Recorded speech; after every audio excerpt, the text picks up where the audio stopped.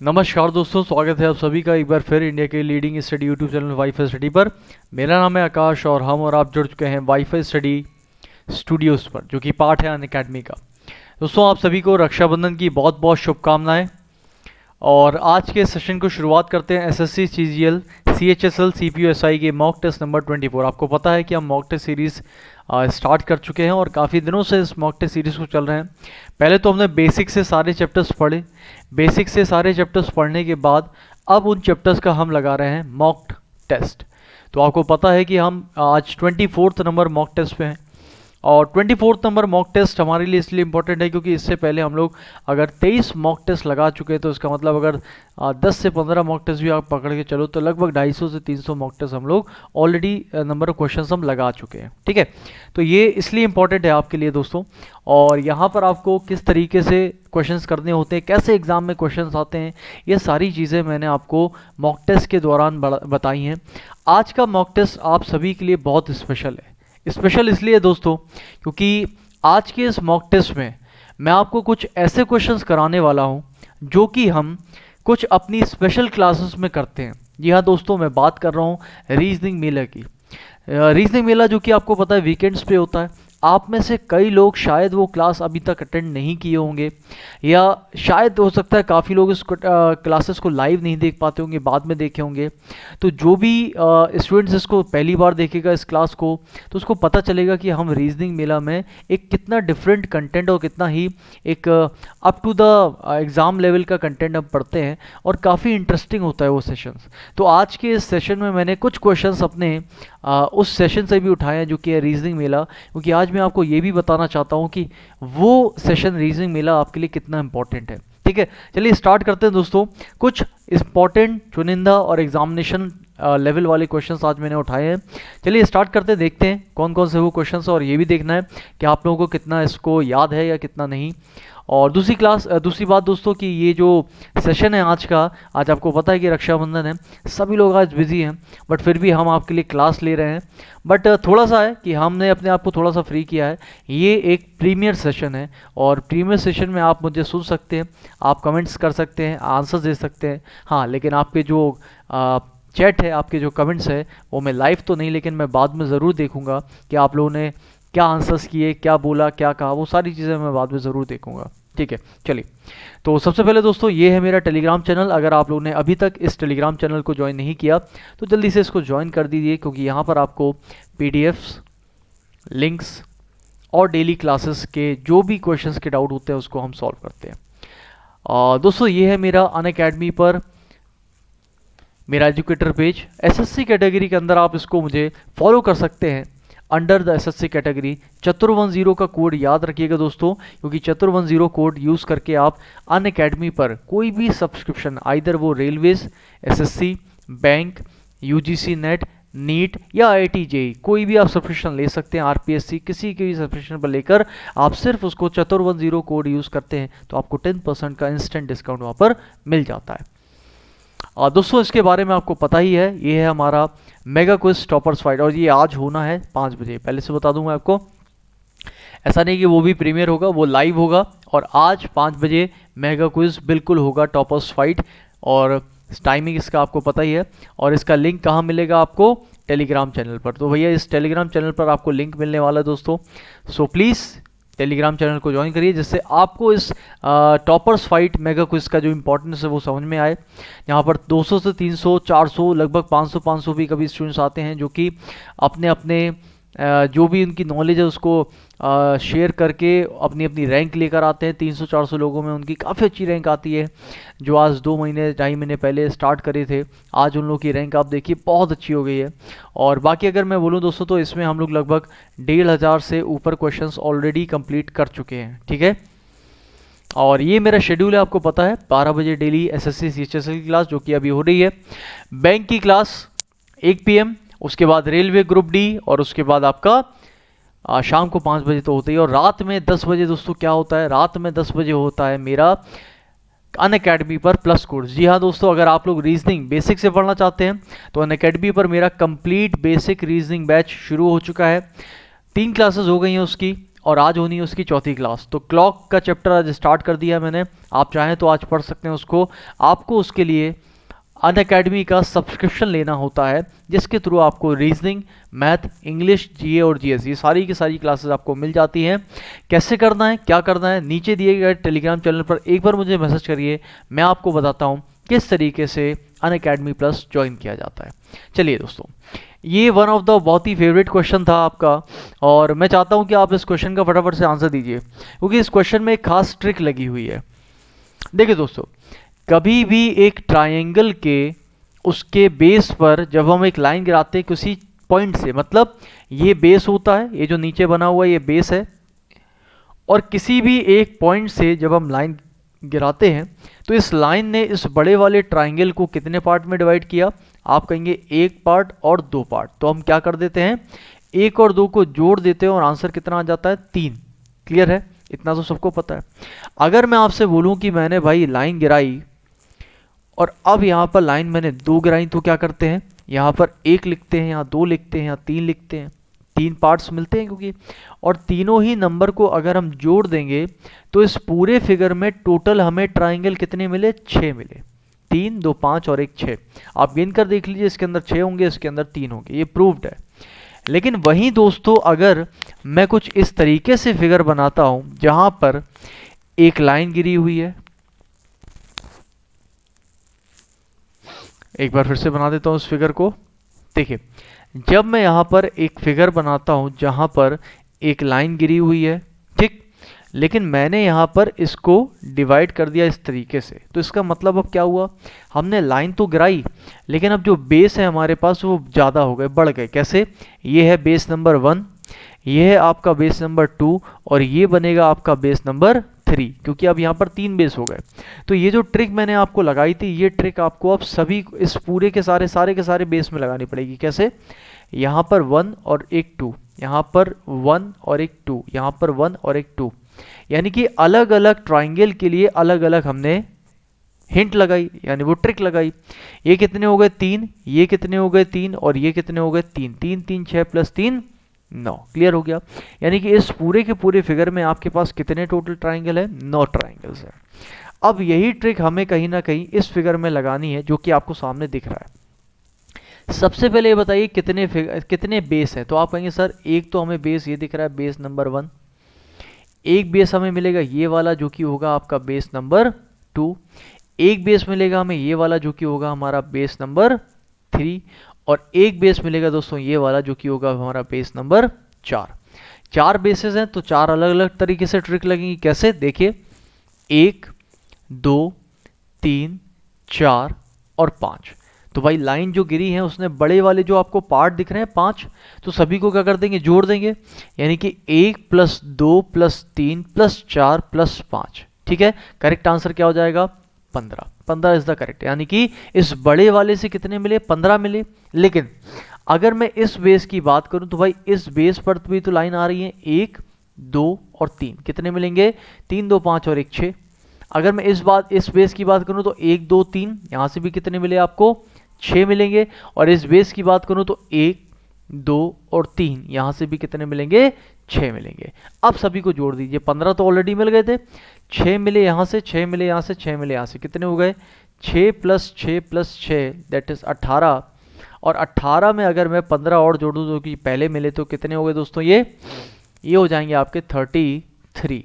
तो correct answer क्या हो जाएगा इसका? 33, ऑप्शन नंबर बी। क्लियर हो गया? तो इस ट्राइंगल में हमें 33 ट्राइंगल मिले। अगला क्वेश्चन दोस्तों, ये भी एक बहुत ही अच्छा और इंटरेस्टिंग सा क्वेश्चन है उस रीजनिंग मेले का जो कि मैंने दिया है, और ये कई बार एग्जाम में पूछा गया है कि एक पूरे दिन में घड़ी की दोनों सुइयां एक सीधी रेखा में कितनी बार होती हैं। देखिए, सबसे पहली बात तो ये समझो कि एक सीधी रेखा होती क्या है। दोस्तों, यहाँ पर सीधी रेखा का मतलब होता है स्ट्रेट लाइन, और स्ट्रेट लाइन का मतलब होता है जब घड़ी आपस में एक दूसरे के ऊपर ओवरलैप करती है, यानी कि मिल जाती हैं आपस में, यानी कि उनके बीच का एंगल कितना? 0 बनता है, तो वो दोनों एक सीधी रेखा में, तो है दोनों एक ही सीधी लाइन में है।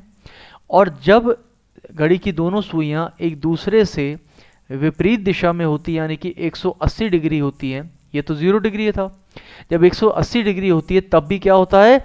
एक सीधी लाइन में ही होती हैं। ये बात क्लियर हुई। इसका मतलब अगर मैं आपसे पूछता हूं कि एक दिन में कितनी बार सीधी रेखा होता है, तो जितनी बार तो साथ में आती हैं वो, प्लस जितनी बार विपरीत आती हैं वो, दोनों जोड़कर क्या मिल जाएगा हमें, सीधी रेखा। अब इस बात को याद रखिएगा दोस्तों कि हर एक घंटे में, अगर मैं हर एक घंटे की बात करूं तो हर एक घंटे में घड़ी की दोनों सुइयां एक बार तो साथ में जरूर आती है। अभी मैं साथ में आने की बात कर रहा हूं, एक बार तो जरूर साथ में आती है। हर एक घंटे में एक 0 डिग्री जरूर बनता है। लेकिन दोस्तों 12 घंटे में ये बनता है सिर्फ और सिर्फ 11 बार, एक बार कम हो जाता है। ठीक है, ये सब चीज़ें मैंने बेसिक में बताई हुई हैं। अगर आपको पढ़ना है तो बेसिक से क्लॉक स्टार्ट किया रात 10 बजे अनअकैडमी पर, आप उसको ज्वाइन करिए। इस हिसाब से अगर मैं 24 घंटे की बात करूं दोस्तों, तो 24 घंटे में हो जाती हैं, ये होनी चाहिए 24 बार, लेकिन बनती हैं सिर्फ और सिर्फ 22। यानी कि एक पूरे दिन में घड़ी की दोनों सुइयां 0 डिग्री का एंगल कितनी बार बनाती हैं, 22 बार, एक पूरे दिन यानी 24 घंटे में। अगर इसी तरह से मैं आपको 180 डिग्री पूछी तो क्या होता है, एक घंटे में दोस्तों 180 डिग्री बनता है एक बार। यानी कि एक घंटे में एक बार घड़ी की दोनों सुइयां एक दूसरे के विपरीत जरूर आती हैं। लेकिन अगर मैं 12 घंटे की बात करता हूं तो 12 घंटे में होना चाहिए 12 बार, लेकिन बनता है सिर्फ ये 11 बार, एक बार कम हो जाता है। ये सारी चीज़ें बेसिक में बताई हुई हैं, तो आपको अभी तक पता होगा। तो आप इतना याद रखो कि 24 घंटे में बनना चाहिए 24 बार, लेकिन बनता है सिर्फ और सिर्फ 22 बार। तो अगर मैं आपसे बोलूं कि भाई सीधी रेखा कितनी बार बनी, तो अभी मैंने बताया था आपको कि सीधी रेखा हमेशा 0 डिग्री और 180 डिग्री जोड़कर बनता है। इसका मतलब क्या हो गया, 0 डिग्री कितनी बार, 22 बार, और 180 भी 22 बार। तो 24 घंटे में सीधी रेखा कितनी बार बनी, 22 + 22 यानी कि 44 बार। याद रखिएगा, करेक्ट आंसर हो जाएगा इसका 44। दोस्तों ये रहा आपका अगला क्वेश्चन, बहुत ही अच्छा क्वेश्चन है। आपसे पूछा जा रहा है, बताइए कि 900 सालों में ऑड डेज यानी कि विषम दिन की संख्या क्या होती है। बहुत ही अच्छा क्वेश्चन है। विषम दिन की संख्या क्या होती है 900 सालों में।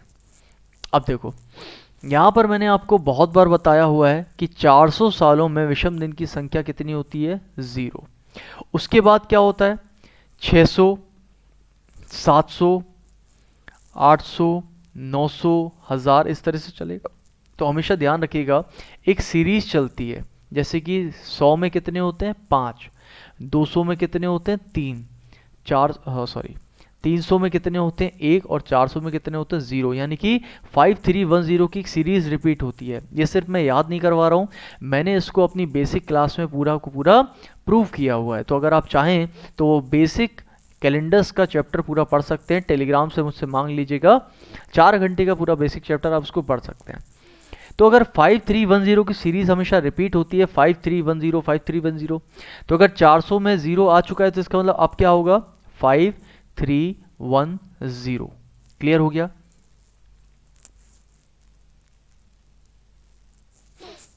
छः सौ, 700, 400, 500 रह गया था, वही मुझे सोचा ये 0 900 पे क्यों आ रहा है। एक यहाँ पर 500 मिस हो गया था, उस 500 को अपन लोग फटाफट से लिख देते हैं और वापस से इसको करेक्ट करते हैं। ठीक है, देखिए तो यहाँ पर अगर देखें दोस्तों, 400 में 0 होता है, ठीक है, लीप सेंचुरी में हमेशा 0 होता है।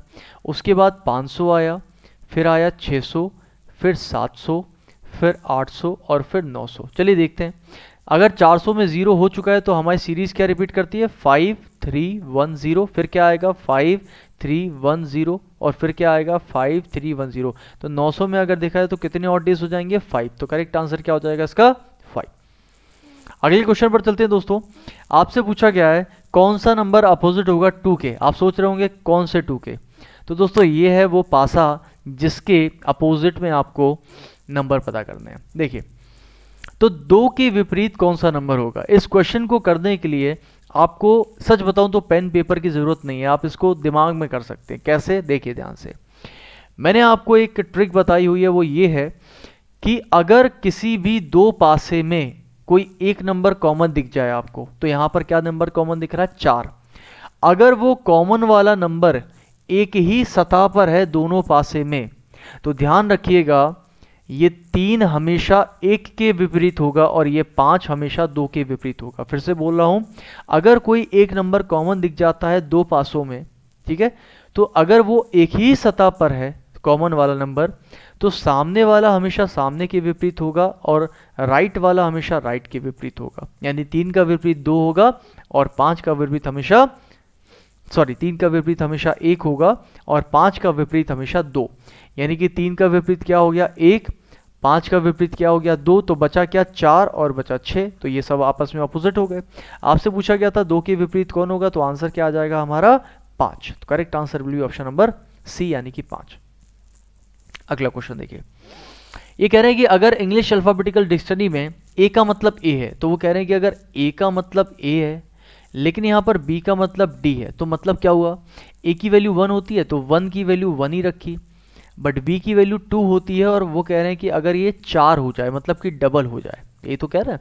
अच्छा, तो इसी तरीके से अगर चल देंगे तो डी की वैल्यू क्या होगी, तो आप कहेंगे सर सी आएगा, तो सी की वैल्यू 3 होती है बट ये डबल हो जाएगी, यानी कि 3 दूनी 6, 6 का मतलब ये क्या हो जाएगा एफ हो जाएगा। अच्छा, तो दोस्तों यहाँ पर भाई एक बात बताइए, अगर मैं डी को लेके चलता हूँ तो डी की वैल्यू क्या हो जाएगी, आप बताइए डी की वैल्यू क्या हो जाएगी, तो आप कहेंगे सर डी की वैल्यू हो जाएगी यहाँ पर 4 और 4 का डबल 8, 8 का मतलब H, लेकिन जैसे ही आपने ऑप्शंस चेक किए तो हमारे पास यहाँ पर ऑप्शन नहीं मिले हमें। इसका मतलब A की वैल्यू A है, B की वैल्यू D हो रही है, तो उस हिसाब से अगर हम चल रहे हैं ये डबल हो रहा है, तो D की वैल्यू 4 से डबल यानी कि 8 हो जाना चाहिए, बट यहाँ तो हमें ऑप्शन दिखे नहीं। कुछ और सोचिए फिर, बताइए क्या होगा फिर। देखिए अगर यहाँ पर कुछ और सोचे, लगाइए दिमाग, क्या लगा सकते हैं। यहाँ पर अगर A को हम A ही लिखते हैं, A का मतलब A है, लेकिन यहाँ पर B का मतलब D है। क्या है, B का मतलब D है। तो अगर A का मतलब A है लेकिन B का मतलब D है, तो C का मतलब भी कुछ होगा और फिर D का मतलब भी कुछ होगा। तो अब बताइए आंसर क्या आएगा। अब आप ये मत कहना कि सर A का मतलब A है, B का मतलब D है तो D का मतलब B लिख दो, नहीं, आपको इसमें सोचना पड़ेगा क्या होगा, क्योंकि जब हमने इस लॉजिक से निकाला तो यहाँ पर तो हमारे पास आंसर नहीं आ रहा है। अब बताइए आप कि इसको कैसे करना है। दोस्तों यही इसीलिए मैं जानबूझकर ये क्वेश्चंस आज मैंने उठाए हैं। मैं चाहता हूं कि आप लोग इस तरह के क्वेश्चंस को सॉल्व करें, क्योंकि यही क्वेश्चन, इस तरीके के क्वेश्चन मैं बनाता हूं रीजनिंग मेले के लिए। ये रीजनिंग मेले का क्वेश्चन है, आप लोगों ने वहाँ भी गलती करी थी, कुछ लोगों ने बता दिया था, और बहुत ही सिंपल सा लॉजिक है इसका, कोई ऐसा नहीं कि बहुत ज़्यादा हो। देखो यहाँ पर ये 15 है, ये 16 है, ये आपका 12 है और ये आपका 14 है। क्लियर है। अच्छा, अब थोड़ा सा दूसरा दिमाग लगाइए। देखिए यहाँ पर कह रहा है कि अगर A का मतलब A है और B का मतलब D, तो आप ये सोचो एक सिंपल सी बात कि A की वैल्यू 1 है और A की वैल्यू 1 ही रखी है। भाई ऐसे तो फिर A की वैल्यू भी ज़्यादा हो जानी चाहिए थी ना। अगर B को डबल कर रहे हैं तो A को भी डबल होके B हो जाना चाहिए, बट यहाँ नहीं हुआ। तो ये कब हो सकता है, जब मैं A की पावर 2 यानी कि 1 का स्क्वायर कर दूं। तो अगर 1 का स्क्वायर करेंगे तो 1 का स्क्वायर 1 ही आता है, इसका मतलब A की वैल्यू A ही आएगी जब उसका स्क्वायर करेंगे। B की वैल्यू 2 होती है, अगर मैं 2 का स्क्वायर कर दूँ तो कितना आएगा, 4 आ जाएगा। इसी तरीके से अगर मैं C के पास जाऊंगा तो C का स्क्वायर यानी 9, 9 का मतलब क्या हो जाएगा, I हो जाएगा। और अगर मैं D की वैल्यू पूछूंगा तो आप कहेंगे 4 और 4 का स्क्वायर कितना आ जाना है, 16 और 16 का मतलब P। तो इस लिहाज से अगर चलेंगे तो आंसर क्या आ जाएगा, ऑप्शन नंबर बी यानी कि P। तो आप समझ रहे हैं ना कि एक लॉजिक लग रहा था लेकिन ऑप्शन मैच नहीं किए, तो हमें दूसरे लॉजिक के पास जाना पड़ा। तो आंसर क्या आ जाएगा, ऑप्शन नंबर P। चलो अगला क्वेश्चन। अब ये तो देखिए दोस्तों, ऐसा क्वेश्चन है कि मैं इतनी बार आपको बता चुका हूँ, बट फिर भी अगर आप लोगों को नहीं पता तो मैं फिर से बता देता हूँ इस क्वेश्चन को कैसे करते हैं। आपको बताना है कितने आपको ट्राइंगल दिख रहे हैं। कभी भी ऐसा क्वेश्चन दिखता है जहां पर, कैसे पहचानना है इस क्वेश्चन को, कभी भी यहां पर ऐसा क्वेश्चन मिले जहां पर इस तरीके से लाइन जा रही है एक कोने से और इस तरीके से लाइन जा रही है दूसरे कोने पर, तो क्या करना है, सबसे बीच वाले बेस से शुरू करना है, और क्या करना है, यहां से स्टार्ट करो, 1 इस पे आओ, 2 इस पे आओ, 3 फिर इस वाले पे आओ, 1 के बाद क्या आता है, 2, तो 2 3 4, जो कोने हैं ना जो क्रॉस हो रहे हैं उससे आपको लिखना है। अगले पे आओ, 2 से आगे बढ़ो, क्या मिलेगा, 3, 3 के बाद 4, 4 के बाद 5, और क्या कर देना है, जितने भी नंबर दिख रहे हैं सबको जोड़ दीजिए। 1 + 2 + 3, उसके बाद क्या मिला 2 + 3 + 4, उसके बाद क्या मिला आपको 3 + 4 + 5, सबको जोड़ दीजिए 3 2 5 और 1 6, 3 2 5 4 9 और 5 4 9 3 12, सबको जोड़ दीजिए 6 3 15 15 15 बस 27। करेक्ट आंसर क्या आ जाएगा 27 20, खत्म, आपको ज़्यादा कुछ करना ही नहीं है। अगला क्वेश्चन देखिए, अब ये तो बहुत ही आसान सा क्वेश्चन है। कितने त्रिभुज दिख रहे हैं आपके आंसर देखिए, 3 त्रिभुज तो हमें ऐसे दिख रहे हैं, कौन सा, एक तो ये वाला, फिर एक बनाया मैंने ये वाला, और फिर एक बनाया मैंने ये वाला, ऐसे तो बना हुआ है, तो 3 तो आपको ऐसे ही मिल गए। लेकिन दोस्तों एक और देखिए यहाँ पर ध्यान से, 3 के बाद एक मिलेगा आपको ये वाला जो कि हमने अभी तक काउंट नहीं किया, एक, और उसके बाद एक मिलेगा आपको ये वाला जो कि हमने काउंट नहीं किया। कितने हो गए, 3 और 2 5, और एक दोस्तों ये छोटा वाला जो कि मैंने पूरा का पूरा कलर्ड कर दिया है, ये वाला ट्राइंगल भी अभी तक हमने नहीं काउंट किया। तो कितने हो जाएंगे 3 3 + 6, तो 6 इज द करेक्ट आंसर। इस तरह के छोटे छोटे से क्वेश्चन और मजेदार क्वेश्चन आपको मिलते हैं वहां पर। इस क्वेश्चन का आंसर बताइए। कंप्यूटर हार्डवेयर, मॉनिटर, कीबोर्ड और ऑपरेटिंग सिस्टम। देखिए कंप्यूटर हार्डवेयर आपको पता है क्या क्या होता है, कंप्यूटर हार्डवेयर मॉनिटर भी होता है, कीबोर्ड भी होता है, लेकिन ऑपरेटिंग सिस्टम एक सॉफ्टवेयर होता है। तो आप कहेंगे सर कंप्यूटर हार्डवेयर के अंदर मॉनिटर भी आएगा, कीबोर्ड भी आएगा, लेकिन दोनों अलग रहेंगे, और एक हिस्सा बाहर चलाएगा जो कि सॉफ्टवेयर का होगा, जो कि ऑप्शन नंबर ए में आपको दिख रहा है। क्लियर हो गया। अगला क्वेश्चन देखिए, यहां पर मैंने आपसे पूछा कि भाई 1872 जो साल है उसमें कितने विषम दिन होंगे। तो सबसे पहली बात तो देखिए, विषम दिन पता करने के लिए 2 टाइप के ईयर होते हैं, एक होता है नॉर्मल ईयर, एक होता है लीप ईयर। नॉर्मल ईयर में 1 विषम दिन होता है और लीप ईयर में 2 विषम दिन होते हैं, ये आपको पता है। तो पहले तो ये पता करो कि भाई 1872 नॉर्मल है कि लीप है, तो क्या करेंगे इसको 4 से डिवाइड, अगर ये 4 से डिवाइड हो जाता है तो ये नॉर्मल है, सॉरी ये लीप ईयर है, और नहीं होता है तो ये नॉर्मल है। करिए इसको 4 से डिवाइड, 4 से जब आप इसको डिवाइड करेंगे तो 100% ये डिवाइड हो रहा है, और अगर ये डिवाइड हो रहा है तो ये लीप ईयर है, और लीप ईयर में विषम दिनों की संख्या कितनी होती है, 2 होती है। तो करेक्ट आंसर क्या हो जाएगा, ऑप्शन नंबर बी यानी कि 2। क्लियर हो गया। चलो अब ये क्वेश्चन भी मैंने बहुत बार कराया हुआ है, ये एग्जाम में आता है, ध्यान से देखिए। आपको शब्दकोश के अनुसार इन सभी शब्दों को अरेंज करना है। तो कैसे करते, देखिए 1 2 3 4, 4 शब्द हैं, सबके पहले पहले अक्षर लिख लीजिए। आपने बोला सब में तो टी आ रहा है तो हम पहचान नहीं पाएंगे कौन सा पहले आएगा, तो अगला लिखिए। अगला लिखा तो आर आर आर आर, फिर अगला लिखिए क्योंकि अभी भी हम नहीं पहचान पाए, यहाँ भी ए एन, यहाँ भी ए एन, यहाँ भी ए एन और यहाँ भी ए एन, तो अभी तक तो सब बराबर चल। अब लिखिए अगला S S, sorry S S S S, यहां तक भी सब ठीक था। अब अगला लिखिए, फिर ऐसे करते जाना आपको। एल लिखा, यहां पर पी लिखा, यहां पर पी लिखा और यहां पर आई लिखा। तो आप कहेंगे सर सबसे पहले तो आई आएगा एल पी पी में, तो अगर आई आएगा नहीं 4 वाला पहले आएगा, 4 अगर पहले आएगा तो ये गलत और ये गलत, अब आंसर यही होगा। अब देखिए 4 के बाद यहाँ भी 1 है और यहाँ भी 1 है, तो 1 वाला चेक मत करो, आप क्या करो 2 और 3 में से देखिए पहले कौन आएगा। देखिए यहाँ पर 2 और 3 में से देखिए पहले कौन सा आएगा, तो 2 और 3 में देखिए दोनों में, देखिए 2 में और 3 में दोनों में पी और पी आ रहा है, तो पी से अगला लिखो। यहाँ पर ए है और यहाँ पर ओ है, तो ऑब्वियसली बात है 2 पहले आएगा, 4 2 और 3 और फिर 1 आ जाएगा। तो करेक्ट आंसर दोस्तों क्या हो जाएगा यहाँ पे, सॉरी 1 वाला तो पहले ही आ गया था यहाँ पर, तो 4 1 2 3 यानी कि 4 1 2 3 ऑप्शन नंबर ए में आ रहा है। तो करेक्ट आंसर 4 1 2 3, क्योंकि 1 तो हमने पहले ही देख लिया था कि आएगा ही आएगा। ठीक, अगला क्वेश्चन दोस्तों, यहाँ पर मैंने पूछा आपसे कि नील आर्मस्ट्रॉन्ग अगर चांद से संबंधित है तो उसी प्रकार एडमंड हिलेरी किससे संबंध होगा। अब ये क्वेश्चन मैंने रीजनिंग मेला में पूछा था दोस्तों। इस तरीके के क्वेश्चन मैं पूछता हूँ जहाँ पर आपकी जनरल अवेयरनेस भी होती है, आपको डिसाइड करनी होती है आपकी अच्छी है कि बेकार।